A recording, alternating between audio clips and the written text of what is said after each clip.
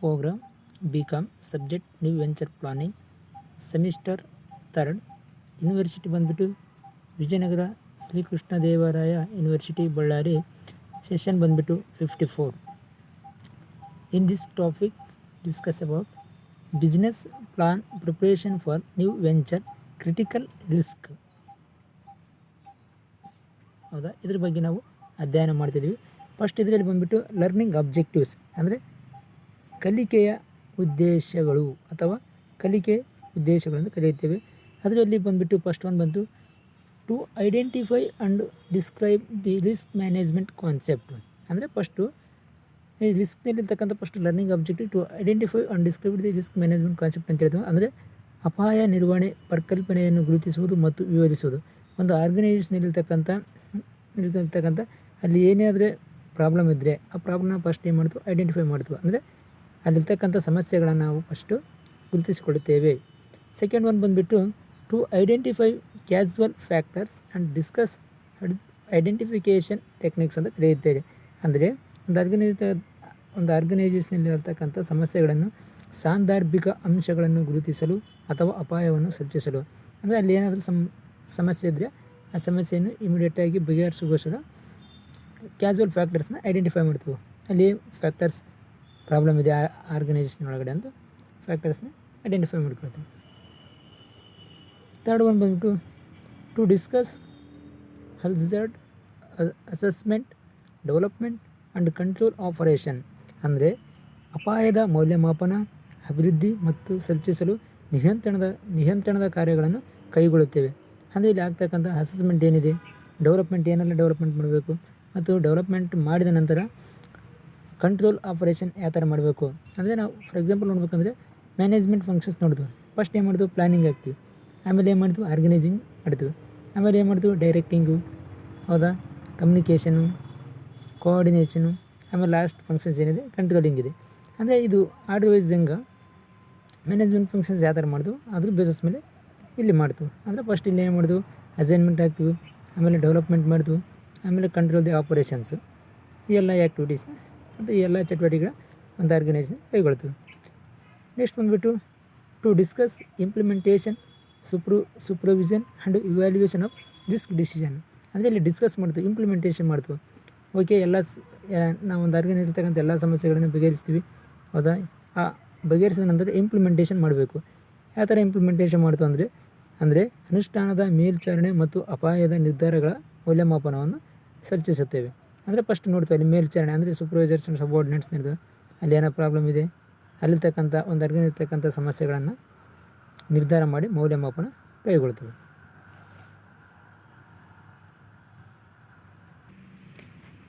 Next ಬಂದುಬಿಟ್ಟು learning outcomes after studying student able to.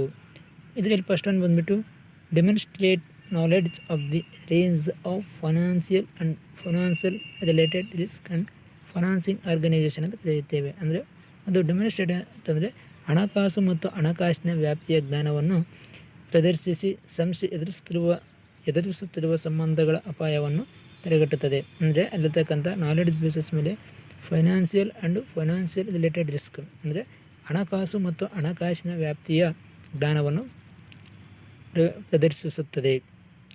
ಪ್ರದರ್ಶಿಸಿ ಸಂಸ್ಥೆಯಲ್ಲಿರ್ತಕ್ಕಂಥ ಸಮಸ್ಯೆಗಳನ್ನು ಅಥವಾ ಅಪಾಯಗಳನ್ನು ಎದುರಿಸುತ್ತದೆ. ಸೆಕೆಂಡ್ ಒನ್ ಬಂದುಬಿಟ್ಟು understand the approaches of risk management to risk management identification. ಅಂದರೆ risk management, measurement, risk mitigations. ಅಂದರೆ ಇಲ್ಲಿ ಅಂಡರ್ಸ್ಟ್ಯಾಂಡ್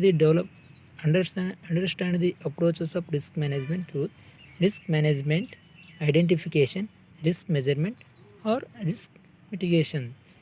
ಅಂದರೆ ಇಲ್ಲಿ ಅಪಾಯದ ಮೂಲಕ ಅಪಾಯದ ನಿರ್ವಹಣೆಯ ವಿಧಾನವನ್ನು ಅರ್ಥ ಮಾಡಿಕೊಳ್ಳಲು ನಿರ್ಧರಿಸುತ್ತದೆ. ಥರ್ಡ್ ಒನ್ ಬಂದುಬಿಟ್ಟು ಟು ಅಂಡರ್ಸ್ಟ್ಯಾಂಡ್ ದಿ ರೆಪ್ಯುಟೇಷನಲ್ ರಿಸ್ಕ್ ಅಂತ ಕರೆಯುತ್ತಾರೆ. ಅಂದರೆ ಗುರುತಿಸುವಿಕೆ, ಅಪಾಯ ಮೌಲ್ಯಮಾಪನ ಅಥವಾ ಅಪಾಯವನ್ನು ತಗ್ಗಿಸುವುದು. ಅಂದರೆ ಫಸ್ಟ್ ಐಡೆಂಟಿಫಿಕೇಷನ್ ಮಾಡ್ಕೊಂತಾರೆ. ಅಂದರೆ ಅಲ್ಲಿರ್ತಕ್ಕಂಥ ಪ್ರಾಬ್ಲಮ್ ಏನಿದೆ ನೋಡ್ಕೊಂಡು ಆ ಪ್ರಾಬ್ಲಮ್ಗೆ ಐಡೆಂಟಿಫಿಕೇಷನ್ ಮಾಡಿಕೊಳ್ತಾರೆ. ಫೋರ್ತ್ ಒನ್ ಬಂದುಬಿಟ್ಟು understand the operational risk and how to manage it ಅಂತ ಕರೆಯುತ್ತಾರೆ. ಅಂದರೆ ಪ್ರತಿಷ್ಠಿತ ಅಪಾಯವನ್ನು ಅರ್ಥ ಮಾಡಿಕೊಳ್ಳಲು ಯಾವ ರೀತಿ ಕಾರ್ಯಾಚರಣೆ ಮಾಡಿ ಅಪಾಯ ಮತ್ತು ಅದನ್ನು ಹೇಗೆ ನಿರ್ಧರಿಸುವುದು ಎಂಬುದನ್ನು ಅರ್ಥ ಮಾಡಿಕೊಳ್ಳುತ್ತದೆ. ಒಂದು ಆರ್ಗನೈಸೇಷನಲ್ಲಿ ಪ್ರಾಬ್ಲಮ್ಸ್ ಇರ್ತವೆ, ಆ ಪ್ರಾಬ್ಲಮ್ಸ್ನ ಯಾವ ಥರ ಸಾಲ್ವ್ ಮಾಡ್ತಾರೆ. ಫಸ್ಟು ಆಪರೇಷನ್ ರಿಸ್ಕ್ ಬೇಸಸ್ ಮೇಲೆ ಮ್ಯಾನೇಜ್ ಮಾಡ್ತಾರೆ. ನೆಕ್ಸ್ಟ್ ಒಂದು ಬಂದುಬಿಟ್ಟು identify the core types of project risk ಅಂತ ಕರೆಯುತ್ತಾರೆ. ಇದು ಯೋಜನೆಯ ಅಪಾಯಗಳ ಪ್ರಮುಖ ಪ್ರಕಾರಗಳನ್ನು ಗುರುತಿಸ್ತದೆ. ಅಂದರೆ ಪ್ಲ್ಯಾನ್ ಇರ್ತದೆ, ಪ್ಲ್ಯಾನ್ ಹಾಕಿದ್ರೆ ಪ್ರಾಬ್ಲಮ್ ಆಗುತ್ತೆ, ಈ ಪ್ರಾಬ್ಲಮ್ ಯಾವ ಥರ ಸಾಲ್ವ್ ಮಾಡ್ತದೆ ಸಮ್ ಟೈಪ್ಸ್ ಮುಖಾಂತರ. ಫಾರ್ ಎಕ್ಸಾಂಪಲ್ ಇದಂದರೆ ಅಲ್ಲಿರ್ತಕ್ಕಂಥ ವರ್ಕರ್ಸ್ ಬೇಸಸ್ ಮೇಲೆ ವರ್ಕರ್ ಪ್ರಾಬ್ಲಮ್ ಇರ್ಬೋದು, ಮನಿ ಪ್ರಾಬ್ಲಮ್ ಇರ್ಬೋದು, ಹೌದಾ, ಎನ್ವೈರ್ಮೆಂಟ್ ಪ್ರಾಬ್ಲಮ್ ಇರ್ಬೋದು, ಸಮ್ ಪ್ರಾಡಕ್ಟ್ ಪ್ರಾಬ್ಲಮ್ ಇರ್ಬೋದು. There are this problems of the solve ಮಾಡತಕ್ಕಂಥದ್ದು ಅಥವಾ ಅಪಾಯವನ್ನು ತಡೆಗಟ್ಟುತ್ತದೆ ಅಥವಾ ಅಪಾಯದ ಪ್ರಕಾರಗಳನ್ನು ಗುರುತಿಸುತ್ತದೆ. ನೆಕ್ಸ್ಟ್ ಬಂದುಬಿಟ್ಟು ಯೂಸ್ ಕ್ವಾಂಟಿಟೇಟಿವ್ ಆ್ಯಂಡ್ ಕ್ವಾಲಿಟೇಟಿವ್ ಅಂದರೆ qualitative and quantitative methods to reduce the risk ಅಂತ ಕರೆಯುತ್ತೇವೆ. ಅಂದರೆ ಆರಂಭಿಕ ಕಲಿಕೆಯ ಚಿಹ್ನೆಗಳನ್ನು ಅಂದರೆ ಅಪಾಯಗಳ ಕಡಿಮೆ ಮಾಡಲು ಗುಣಾತ್ಮಕ ಮತ್ತು ಪರಿಮಾಣಾತ್ಮಕ ವಿಧಾನಗಳನ್ನು ಬಳಸಲಾಗುತ್ತದೆ. ಅಂದರೆ ಕ್ವಾಂಟಿಟೇಟಿವ್ ಆ್ಯಂಡ್ ಕ್ವಾಲಿಟೇಟಿವ್ ಮೆಥಡ್ಸ್ನ ಯೂಸ್ ಮಾಡಿಕೊಳ್ತಾರೆ. ಅಂದರೆ ಗುಣಾತ್ಮಕ ಮತ್ತು ಪರಿಮಾಣಾತ್ಮಕ ವಿಧಾನಗಳನ್ನು ಬಳಸಿಕೊಳ್ಳುತ್ತಾರೆ. ನೆಕ್ಸ್ಟ್ ಪಾಯಿಂಟ್ ಬಂದುಬಿಟ್ಟು the student will gain the ability to act on earlier learning using a systematic methodology to ensure and maintaining project control ಅಂತ ಕರೆಯುತ್ತಾರೆ. ಅಂದರೆ ಈ ಎಲ್ಲ ಅಂಶಗಳನ್ನು ನೋಡಿದ ನಂತರ ಆರಂಭಿಕ ಕಲಿಕೆಯ ಚಿಹ್ನೆಗಳನ್ನು ನಿರ್ವಹಿಸುವ ಸಾಮರ್ಥ್ಯ ವಿದ್ಯಾರ್ಥಿಗಳು ಪಡೆಯುತ್ತಾರೆ. ಅಂದರೆ ವಿದ್ಯಾರ್ಥಿಗಳು ಅಲ್ಲಿ ಆರಂಭಿಕ ಕಲಿಕೆಗೆ ಚಿಹ್ನೆಗಳ ಮುಖಾಂತರ ಸಿಂಬಲ್ಸ್ ಇರ್ಬೋದು, ಅದ್ರ ಮುಖಾಂತರ ಇದು ಮಾಡ್ತಾರೆ. ಈ ಎಲ್ಲ ಯೋಜನೆಯು ನಿಯಂತ್ರಣಗಳನ್ನು ಖಚಿತಪಡಿಸಿಕೊಳ್ಳಲು ಮತ್ತು ನಿರ್ವಹಿಸಲು ವ್ಯವಸ್ಥೆ ವಿಧಾನವಾಗಿದೆ. ನೆಕ್ಸ್ಟ್ ಬಂದ್ಬಿಟ್ಟು recap session. In our earlier session head the template discuss about the different sources of finance required a start of new business venture. ಅಂದರೆ ಫಸ್ಟು ನ್ಯೂ ವೆಂಚರ್ ಬಿಸ್ನೆಸ್ ಯಾವ ಥರ ಸ್ಟಾರ್ಟ್ ಮಾಡ್ತಾರೆ ಅಂದರೆ ರಿಕ್ಯಾಪ್ ಸೆಷನ್ ತಿಳಿಸ್ಕೊಡುತ್ತೆ. Depending upon the different structure of organisation and facilities role in terms of financing and promoting methods of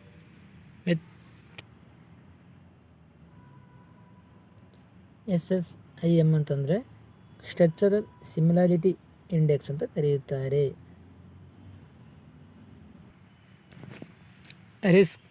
risk ಅಂತಂದರೆ ಅಪಾಯಗಳಂತ ಕನ್ನಡದಲ್ಲಿ ಕರೆಯುತ್ತೇವೆ.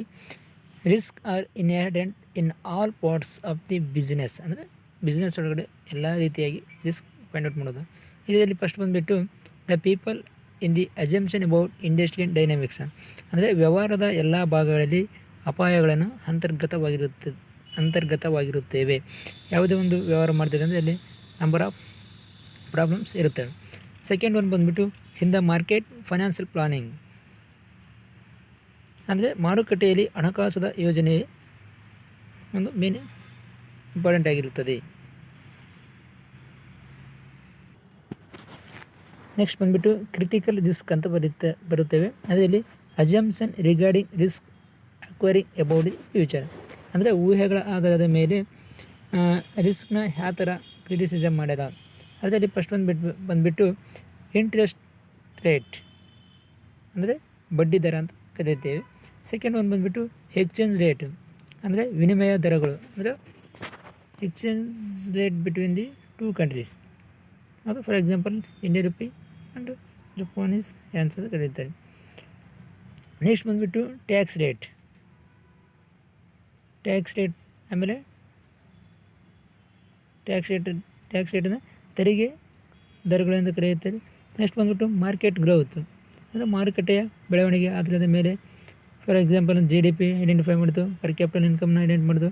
ಅದು ಮಾರ್ಕೆಟ್ ಗ್ರೋತ್ ಅಂದರೆ ಡಿಮ್ಯಾಂಡ್ ಆ್ಯಂಡ್ ಸಪ್ಲೈ ಆಧಾರದ ಮೇಲೆ ನೋಡಬೇಕಾಗತ್ತೆ. ಮಾರ್ಕೆಟ್ ಶೇರ್ ಅಂದರೆ ಮಾರುಕಟ್ಟೆಯ ಪಾಲು ಅಂತ ಕರೆಯುತ್ತೆ.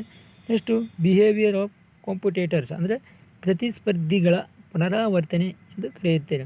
ಅಂದರೆ ಯಾವುದೇ ಒಂದು ನಾವು ರಿಸ್ಕ್ ಮಾಡಬೇಕಾದ್ರೆ there are some assumption of the regarding risk ಅಂತ ಕರಿತೇವೆ. ಅಂದರೆ ಇಂಟ್ರೆಸ್ಟ್ ರೇಟ್ ಇರ್ಬೋದು, ಅದಾ second exchange rate, tax rate, market growth, market share and behaviour of competitors ಅಂತ ಕರೆಯುತ್ತಾರೆ. ನೆಕ್ಸ್ಟ್ ಬಂದುಬಿಟ್ಟು ರಿಸ್ಕ್ ಮ್ಯಾನೇಜ್ಮೆಂಟ್ ಅಬ್ಜೆಕ್ಟಿವ್ಸ್ ಅಂತ ಕರೀತಾರೆ.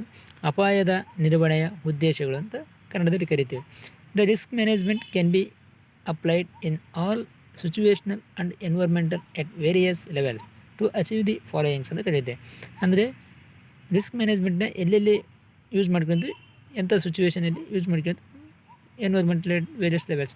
ಅದರಲ್ಲಿ ಫಸ್ಟ್ ಒಂದು ಬಂದುಬಿಟ್ಟು ಅಂದರೆ ಅಪಾಯದ ನಿರ್ವಹಣೆಯನ್ನು ಎಲ್ಲ ಸಂದರ್ಭಗಳಲ್ಲಿಯೂ ಅನ್ವಯಿಸಬಹುದು ಮತ್ತು ಈ ಕೆಳಗಿನ ಸಾಧಿಸಲು ವಿವಿಧ ಹಂತಗಳಲ್ಲಿ ಪರಿಸರ ಒಳಗೊಂಡಿರುತ್ತದೆ. ಪರಿಸರ ಆಧಾರದ ಮೇಲೆ ಸಹ ಒಳಗೊಂಡಿರುತ್ತದೆ. ಫಸ್ಟ್ ಬಂದುಬಿಟ್ಟು converse lives and resources and avoid unnecessary risk ಅಂತ ಕರೆಯುತ್ತಾರೆ. ಅಂದರೆ ಜೀವನ ಮತ್ತು ಸಂಪನ್ಮೂಲಗಳ ಸಂರಕ್ಷಿಸಿ ಮತ್ತು ಅನಗತ್ಯಗಳ ತಪ್ಪಿಸುವ ಅಪಾಯವಿರುತ್ತದೆ. ಜೀವನ ಮತ್ತು ಸಂಪನ್ಮೂಲಗಳನ್ನು ಒಳಗೊಂಡಿರ್ತಕ್ಕಂಥ ಜನರಿಗೆ ಸಂರಕ್ಷಣೆ ಬೇಕಾಗುತ್ತೆ, ಹೌದಾ, ಸಂಪನ್ಮೂಲ ರಿಸೋರ್ಸಸ್ ಬೇಕಾಗುತ್ತೆ, ಅದ್ರ ಬೇಸಿಸ್ ಮೇಲೆ ಒಳ್ಳೆಯದು. ಸೆಕೆಂಡ್ ಒಂದು ಬಂದುಬಿಟ್ಟು make informed decision to implement or across of action ಅಂತ ಕರೆಯುತ್ತಾರೆ. ಅಂದರೆ ಕೋರ್ಸನ್ನು ಕಾರ್ಯಗತಗೊಳಿಸಲು ತಿಳುವಳಿಕೆಯ ನಿರ್ಧಾರಗಳನ್ನು ತೆಗೆದುಕೊಳ್ಳುವ ಪ್ರಕ್ರಿಯೆಯಾಗಿರುತ್ತದೆ ಅಥವಾ ತೆಗೆದುಕೊಳ್ಳುವ ಕ್ರಿಯೆಯಾಗಿರುತ್ತದೆ. ಅಂದರೆ ಇನ್ಫಾರ್ಮ್ಡ್ ಡಿಸಿಷನ್ ಅಂದರೆ ನಿರ್ಧಾರಗಳನ್ನು ತೆಗೆದುಕೊಳ್ಳುವಂಥ ಕ್ರಿಯೆಯನ್ನು ಒಳಗೊಂಡಿರುತ್ತದೆ. ಥರ್ಡ್ ಒನ್ ಬಂದುಬಿಟ್ಟು identify feasible and effective control measures ಅಂತ ಕರೆಯುತ್ತಾರೆ. ಅಂದರೆ ಕಾರ್ಯಸಾಧ್ಯ ಮತ್ತು ಪರಿಣಾಮಕಾರಿ ನಿಯಂತ್ರಣ ಕ್ರಮಗಳನ್ನು ಗುರುತಿಸಬೇಕಾಗುತ್ತದೆ. ಅಂದರೆ ಪರಿಣಾಮಕಾರಿ ಎಫೆಕ್ಟಿವ್ ಏನಿದೆ ಅದು ಕಾರ್ಯಸಾಧ್ಯ ಅಂದರೆ feasibles and effective control the measures ಅಂತ ಕರೆಯುತ್ತಾರೆ. ನಿಯಂತ್ರಣ ಕ್ರಮಗಳನ್ನು ಕೈಗೊಳ್ಳುತ್ತಾರೆ. ನೆಕ್ಸ್ಟ್ ಬಂದುಬಿಟ್ಟು provide reasonable alternatives to accomplishing a task without compromising safety and standards ಅಂತ ಕರೆಯುತ್ತಾರೆ. ಅಂದರೆ ಕಾರ್ಯವನ್ನು ಸಾಧಿಸಲು ಅಂದರೆ ಕೆಲಸವನ್ನು ಮಾಡಲು ಸಮಂಜಸವಾದ ಪರ್ಯಾಯಗಳನ್ನು ಒದಗಿಸಲು. ಅಂದರೆ ಯಾವುದೇ ಒಂದು ಕೆಲಸವನ್ನು ಮಾಡಬೇಕಾದರೆ ನಾವು ನಿರ್ದಿಷ್ಟವಾದ ಕ್ರಮಗಳನ್ನು ಪಾಲಿಸಬೇಕಾಗುತ್ತದೆ. ಅವು ಸುರಕ್ಷತೆ ಮತ್ತು ಮಾನದಂಡಗಳ ಧಕ್ಕೆಯಾಗದಂತೆ ಮಾಡುತ್ತೇವೆ. ಅಂದರೆ ಯಾವುದೇ ರೀತಿಯ ಮಾನವರಿಗಾಗಲಿ ಎಫೆಕ್ಟ್ ಆಗದಂತೆ ನೋಡಿಕೊಳ್ಳುತ್ತೇವೆ. ಪ್ರಿನ್ಸಿಪಲ್ಸ್ ಆಫ್ ರಿಸ್ಕ್ ಮ್ಯಾನೇಜ್ಮೆಂಟ್ ಅಂದರೆ ಅಪಾಯಗಳ ನಿರ್ವಹಣೆಯ ತತ್ವಗಳೆಂದು ಕರೆಯುತ್ತೇವೆ. ಅದರಲ್ಲಿ ಫಸ್ಟ್ ಬಂದುಬಿಟ್ಟು the integrated risk management into planning, preparation and execution of training ಅಂತ ಕರೆಯುತ್ತಾರೆ.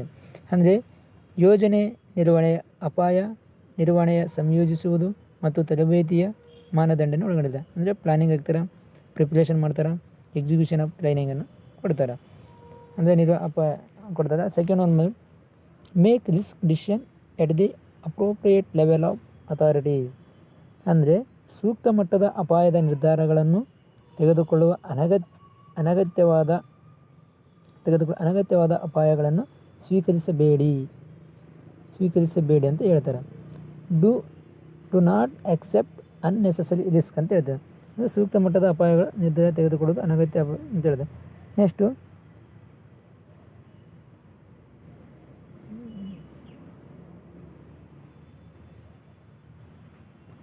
ಅಂದರೆ risk assessment is a continuous process. ಅಂದರೆ ಅಪಾಯದ ಮೌಲ್ಯಮಾಪನವು ಮುಂದುವರಿದ ಪ್ರಕ್ರಿಯೆಯಾಗಿದೆ.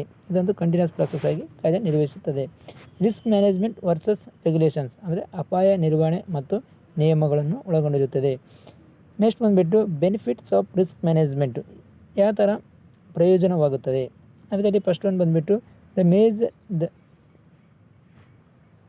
ಮೇಜರ್ ಇಂಪ್ರೂವ್ಮೆಂಟ್ ಇನ್ ಟ್ರೈನಿಂಗ್ ಸೇಫ್ಟಿ ಅಂತ ಕರೆಯುತ್ತಾರೆ. ಅಂದರೆ ತರಬೇತಿಯ ಸುರಕ್ಷತೆಯಲ್ಲಿ ಪ್ರಮುಖ ಸುಧಾರಣೆಗಳು.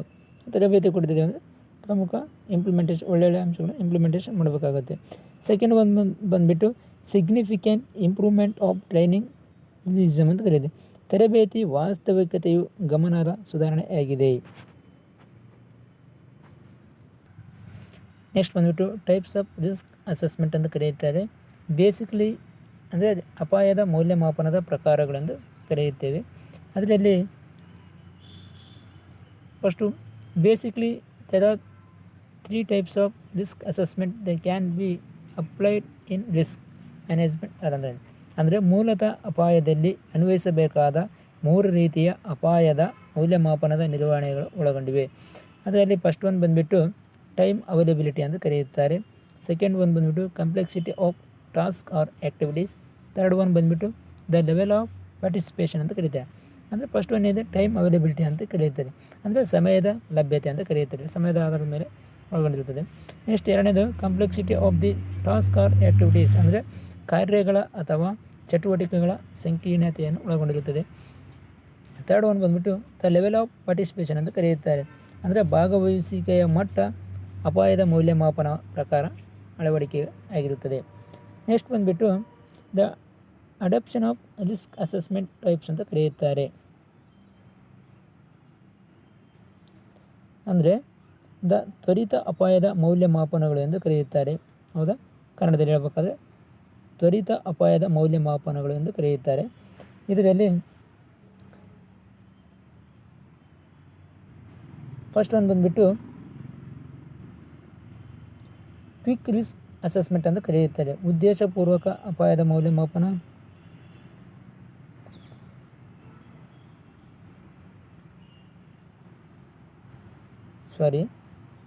ಫಸ್ಟ್ ಒಂದು ಬಂದುಬಿಟ್ಟು ಕ್ವಿಕ್ ರಿಸ್ಕ್ ಅಸೆಸ್ಮೆಂಟ್ ಅಂದರೆ ತ್ವರಿತ ಅಪಾಯದ ಮೌಲ್ಯಮಾಪನ.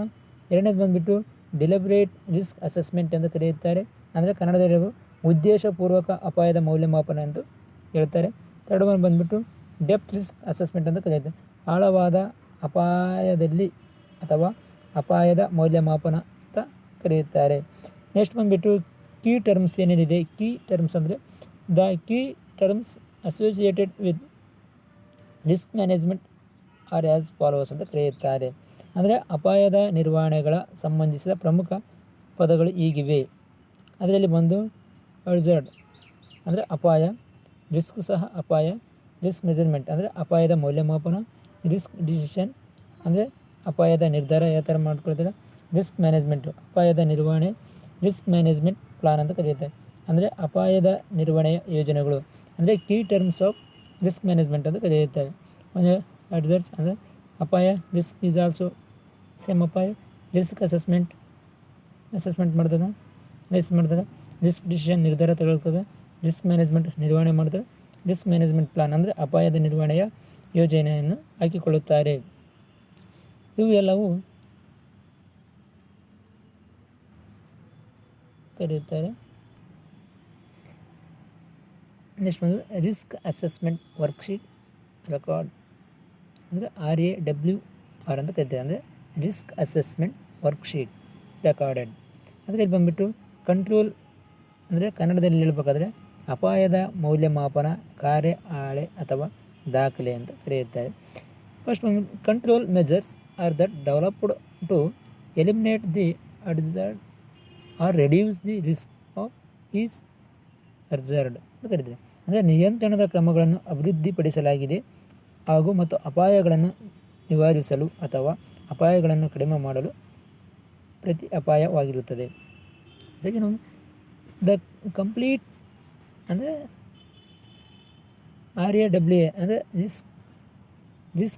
Risk assessment worksheet recorded to show maintain facilities, implementation of control measures, condition of safety links to preparation of the training ಒಳಗೊಂಡಿರುತ್ತದೆ.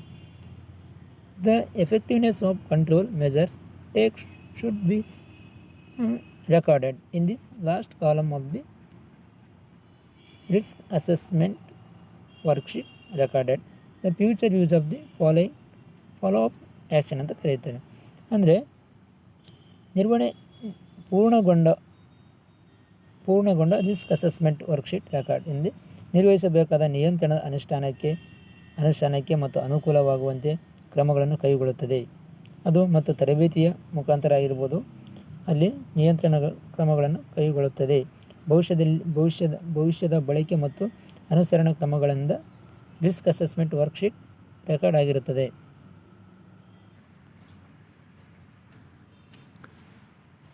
ಇದರಲ್ಲಿ ಕ್ವಶನ್ಸ್ ಇದೆ, MCQs ಕ್ವಶನ್ಸ್ ಇದೆ.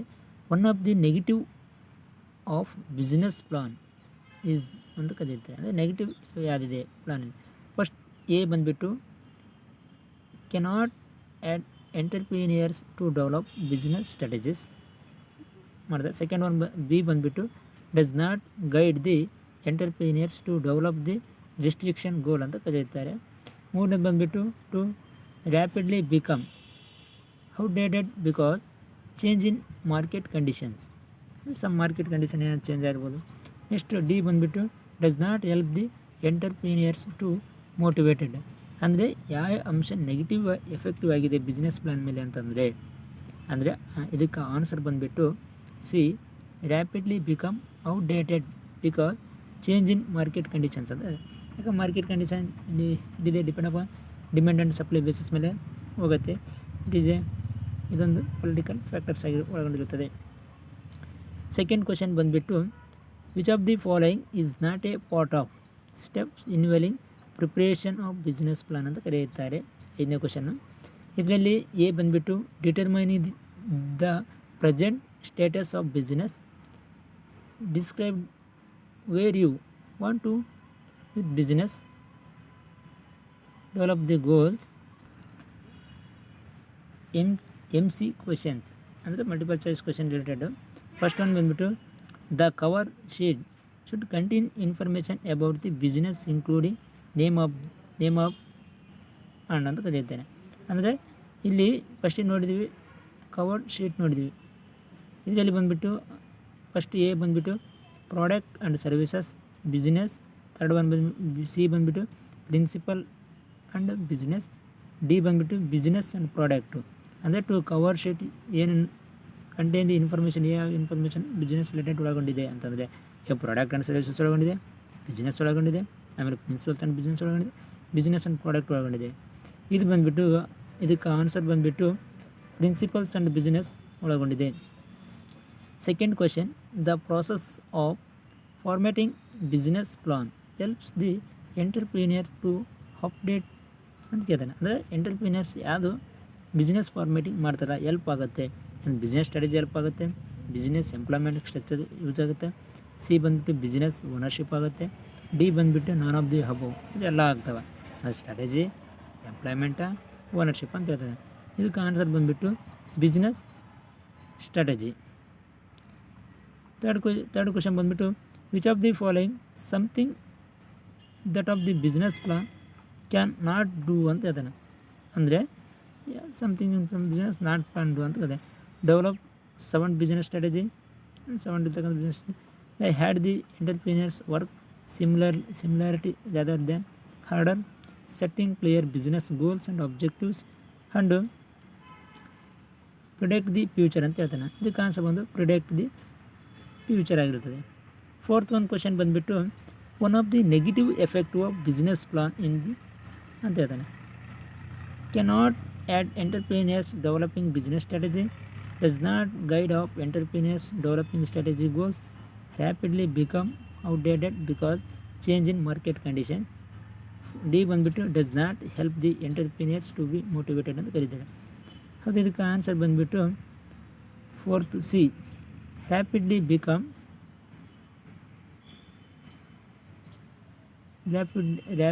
Become outdated because change in market condition ಅಂತ ಹೇಳ್ತಾರೆ.